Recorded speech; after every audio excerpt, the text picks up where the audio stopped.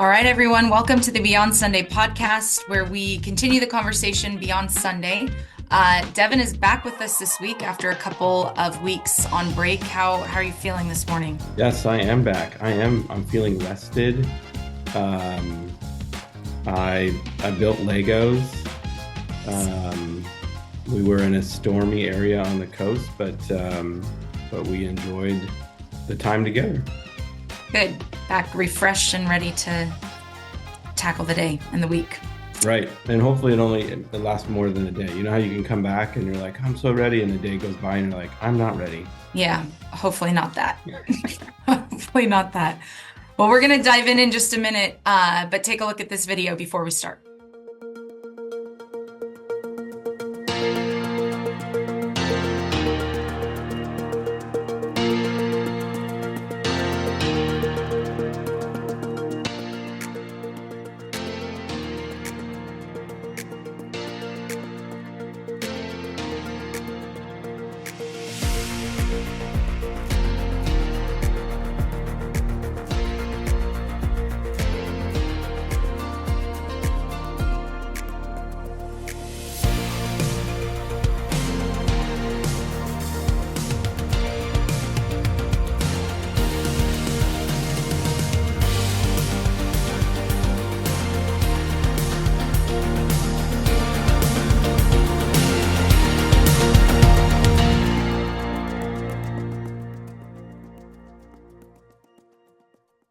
All right, Devin. So, hello, Sunday. What was your main passage of scripture or your main point this last week?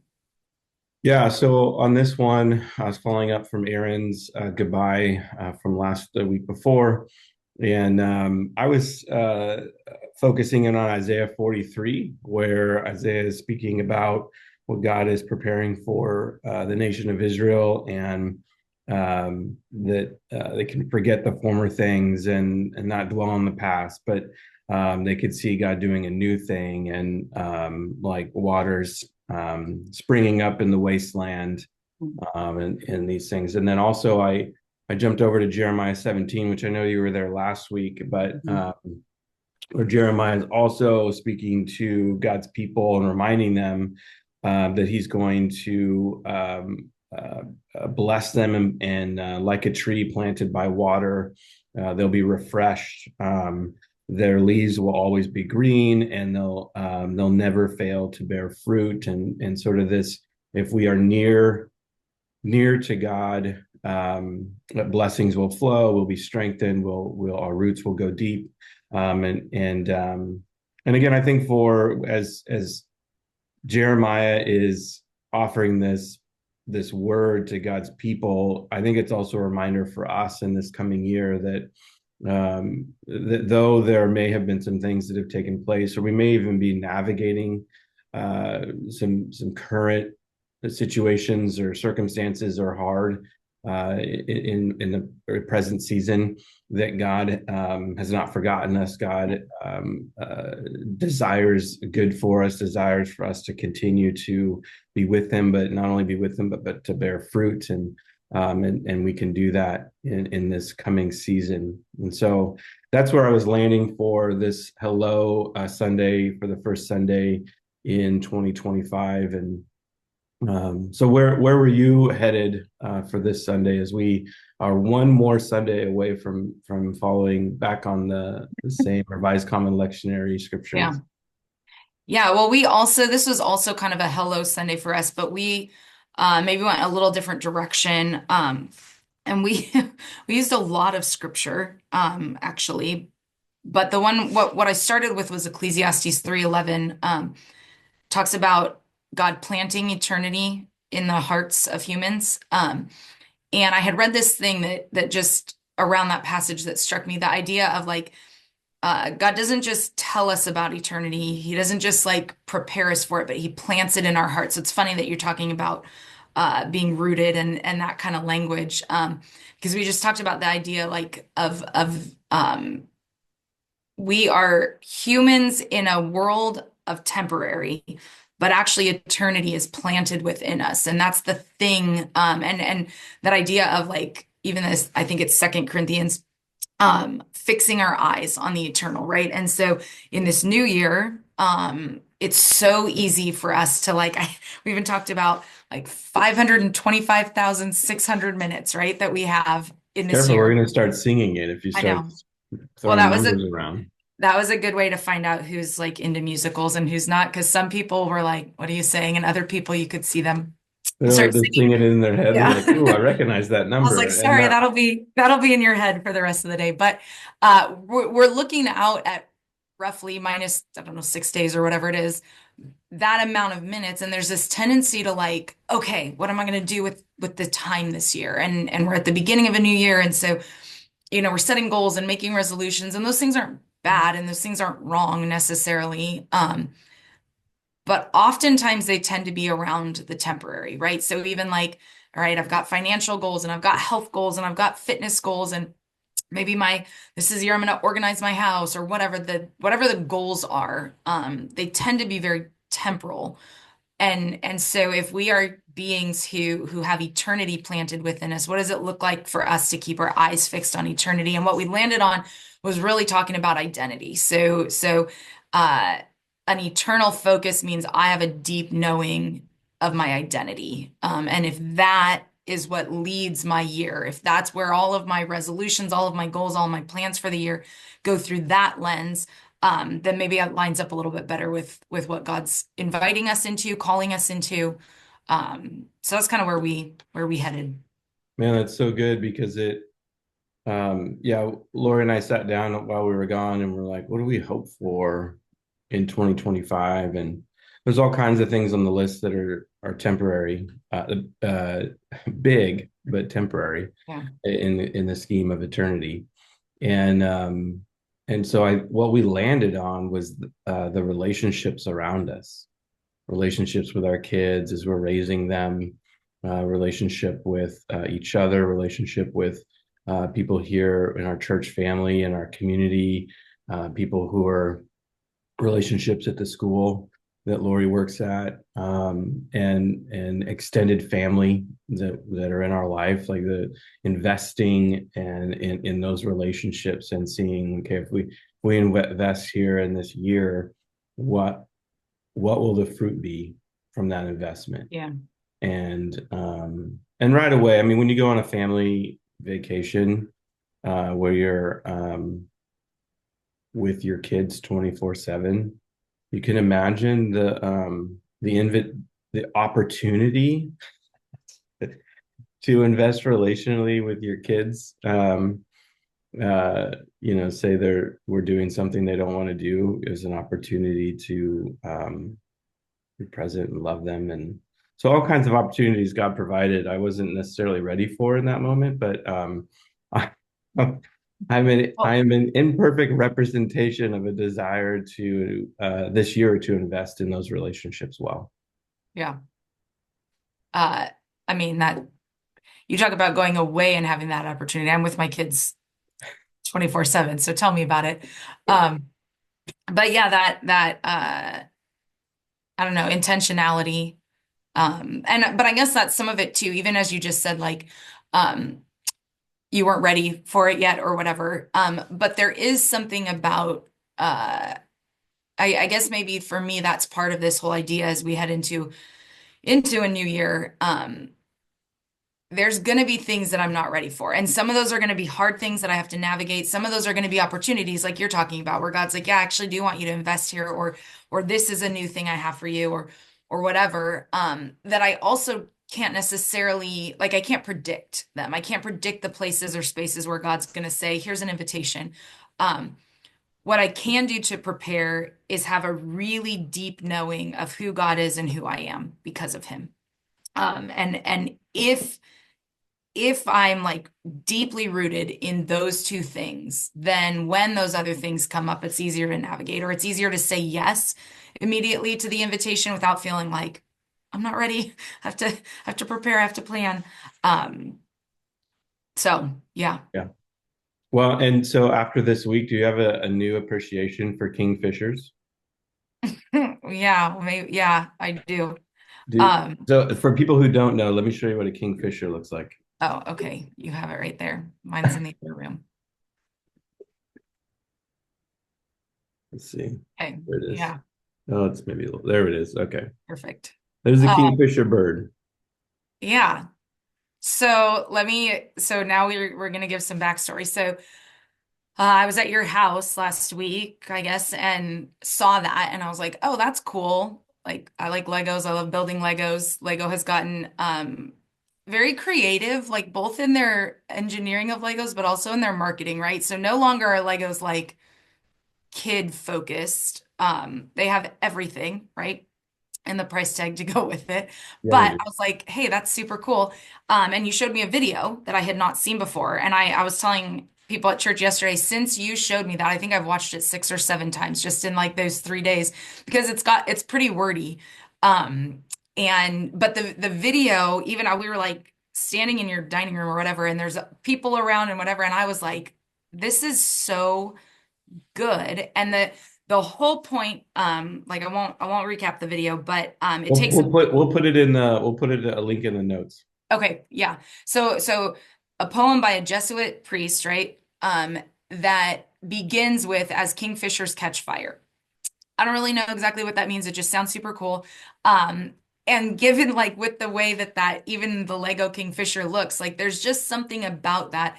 And the premise of the poem is this idea that the things that God has created, um, everything else outside of humanity, everything else that God created does the thing it was created to do. And it just, that's what it does. And it does it with excellence in a way that nothing else could do.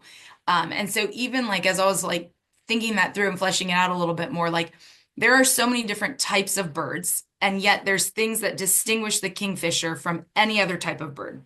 And so for whatever reason, God was like, you're going to look like this, you're going to have this coloring, and you're going to catch this kind of fish. I don't really know. I didn't study a lot about kingfisher, but the idea that like this creator made these things with intention and purpose, like you are going to do this thing. um and then the poem talks about humanity, and I love the way like, he talks in the video, he talks about like we're just going around selving, like we're just doing self. But there's this invitation where God's like, actually I want more, like I have more for you. Hmm. And just the poem is really beautiful. It talks about God looking at us and seeing Christ, and it talks about us like at play in this world, like basically when every space that we play in this world is bringing Christ into that space. So just some really cool imagery in that. But the thing that struck me of that, the video is called Wonder Rush, and this idea of like every space that I step into, if I step into it fully rooted in my identity, then I'm bringing wonder into that space. So like when we talk about creation, um, we all have maybe different ideas, but we all have probably a moment where we're at the top of a mountain and we're like, whoa, this is like breathtaking. Or we see some kind of wildlife, or for some people, it's the beach or whatever. And that moment that makes you catch your breath and go, wow, God is so big. God is so good.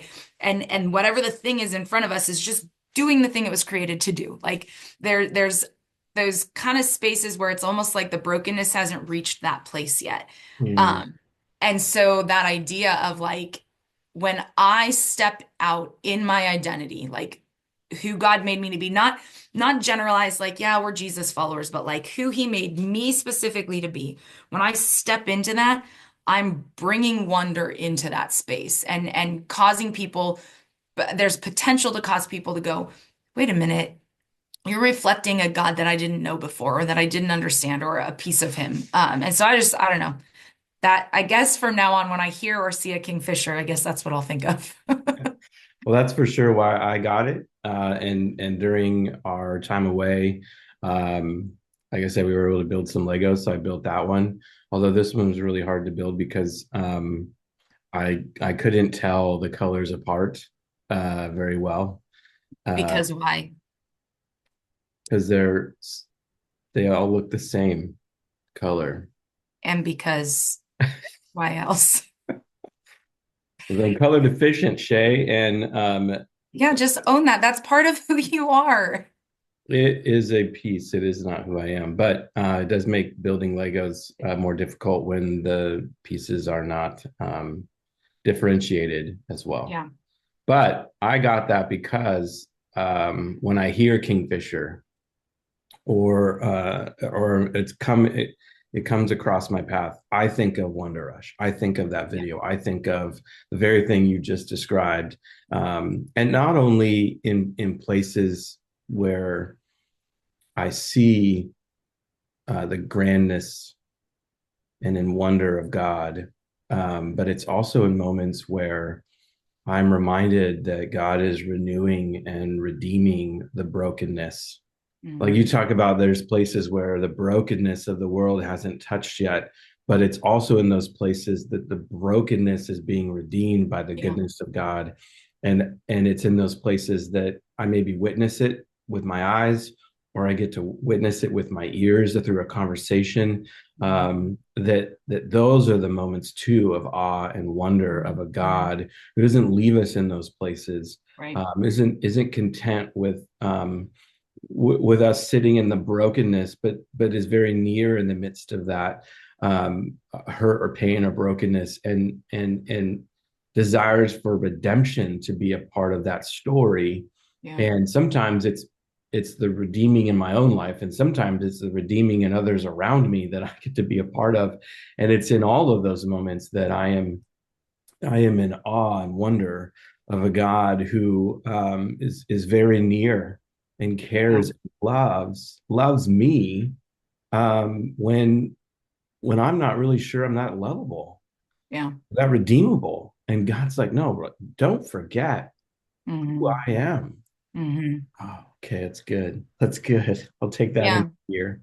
Not only that, don't forget who I am, but also don't forget who I made you to be. And I think Yeah. that piece, I mean, we also talked about like Psalm 139, right? Like knit together in your mother's womb, and that idea of like, and I guess that pulls that together even with that poem or the idea of creation, but like God made everything God made was with such intentionality. Like there's so much, it's not just like, here's the thing, well, let me bust out some people and populate the world. It's like the imagery of knitting. I mean, I don't know how to knit, but I do know that it takes like work. I know that you are doing purposeful things, right? Otherwise, I'd be able to just do it. Why is that funny? I think it's funny. You're like, I don't know how to knit, but I imagine it takes work Well, because yeah, here's my I'm just following your stream of consciousness.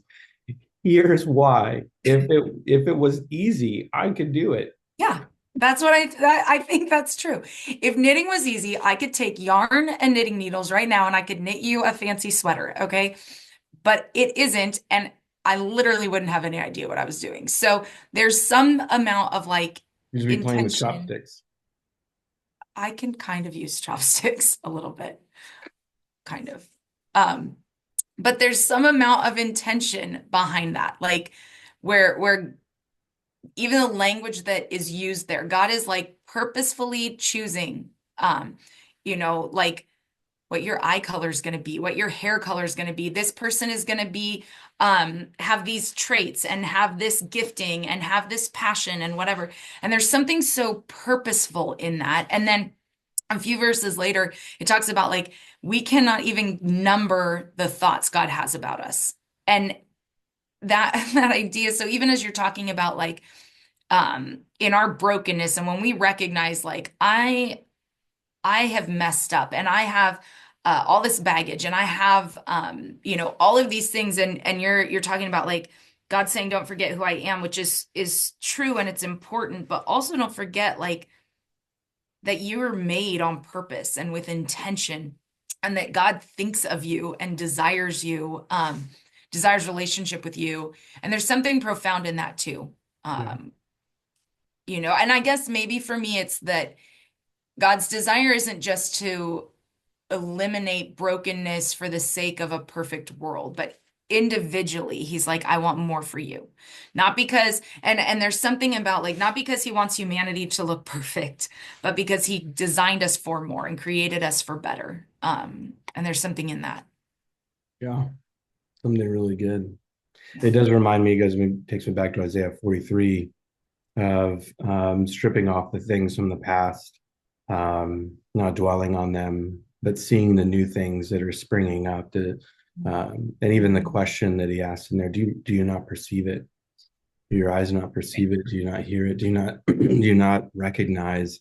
Um, and then the statement after that, I'm making a way in the desert and streams in the wasteland, like in areas that maybe we thought were unredeemable or just cast off as wasteland and desert. That God is redeeming those things. God's making a way in those areas, and sometimes that's on our very own heart, and sometimes that's around us in the systemic brokenness that exists and the sin that can so easily entangle. That Yeah. the reminder that God's inviting us to cast that off, not in Mhm. our own strength, but in obedience and faithfulness to Him. That then we can um, be untethered from that sin and be connected better or more to Christ. Yeah. So good. And some of that is going back to that idea of the eternal, like, and where our focus lies. And it is good to look back and it is good to remember. And that's scripture tells us to do that. And it's good to acknowledge our brokenness so that we can move into something else. But there is also something about not dwelling there. And that's kind of that's kind of how we wrapped up yesterday was like, so as we move into this new year, recognizing that where the things that we focus on or the things that we um, are ruminating on or spending our time on or the things we're beholding are that is what we become. So if I'm spending most of my time on things that are temporary, focusing on those, scrolling social media or even just being in my own head about uh what I could have done or should have done or what I should be doing or could be doing. Though that's where I'm going to stay. And that idea I read this story about this gal who she had like a succulent plant and she spent 2 years like really diligently caring for this plant. Some people are like really big plant people. I'm also not that. But this gal had like a watering schedule and she like took it on vacation with her. She wouldn't let anybody else care for it. She was like gonna keep this plant alive. Wait, aren't succulents like the most hardy? You don't actually have to do a lot of care. Yeah, but some of us can still kill them, okay? I have one I have one that has stayed alive. Literally, somebody gave it to me in April and I've watered it one time and somehow it's still alive. So I don't know. But good on that one. Tree of life right there. But yeah, this gal, however, she was like watering schedule the whole bit. After 2 years, she realized it was fake. It was plastic. And so part of me is like, I mean, they do make some pretty good, like realistic looking plants out there, but I mean, it's funny and we laugh and we're like, seriously, lady, 2 years, you took it on vacation with you, you didn't know. But that idea of what are we pouring our time and our life into? And is it things that aren't actually living, that don't have purpose, that don't have meaning? Um, or are we focusing our attention and our time on the things that matter and the things, and if that's on Jesus, then it always matters. If my focus is on Jesus, Jesus is alive, Jesus is here, he's real. And if that's where my focus lies, then yeah, I won't find myself 2 years in going, ooh, this was fake. What a waste of time. Yeah. Yikes. Yeah. Whoa. It's rough. So, as we wrap this up, Shay, what would you say is your Kairos for from this Sunday? Yeah. Uh, Everything that we just said comes together for kind of what God is saying, that idea of just remember who you are and remember it through the lens of like this wonder, this idea of like I created with a sense of wonder, I guess. But then the other side of that, like, okay, so what does that look like for me walking forward? There's something for me about remembering that the things I behold, that specifically, the things that I am choosing to fix my gaze on or rest my eyes on, give focus and attention to, but also just like, I don't know, the things I choose to behold, start to make up who I am. And so I want that to be things or people or relationships that speak to the truth of who God is and who I am. Good. Yeah. How about you? Yeah, I would say the Kairos for me is maybe less about 1 week here as it is about a focus for the year. As you rattled off that number, 525,600 minutes. Hmm. Just rolls off the tongue. Yeah. Um, that the piece in Jeremiah 17 that caught my attention that I'm reflecting on the year is that they're talking about the tree that's planted, says it has no worries in a year of drought and never fails to bear fruit. That in this year to come, no matter what comes, drought, things that would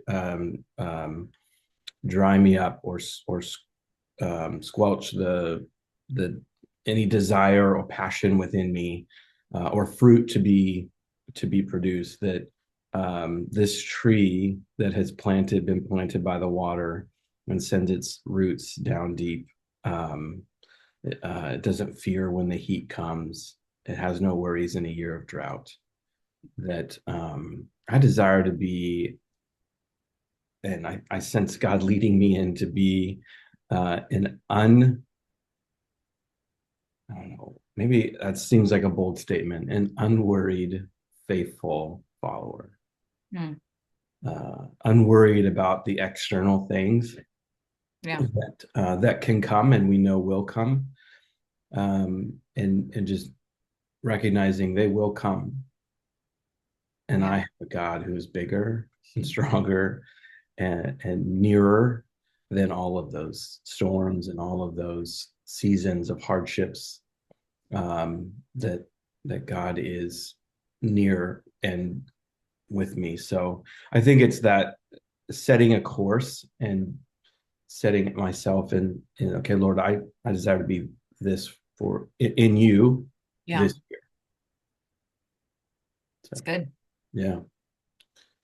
All right, It's good. guys. Well, thanks for being with us on this Beyond Sunday for the first year of 2025. We look forward to further conversations. In fact, that's one of my highlights in this coming year is that we get to continue having this conversation, continue going deeper beyond in the Scripture and beyond Sunday into what God is leading us in the week ahead. And so I pray also too that you guys are having these conversations because ultimately we were already having these conversations, Shay, weren't we?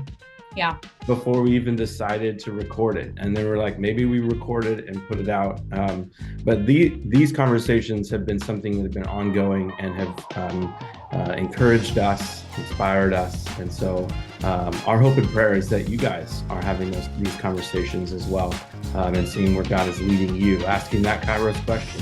What's God saying to you and how will you respond? So guys, have a great week. Yeah.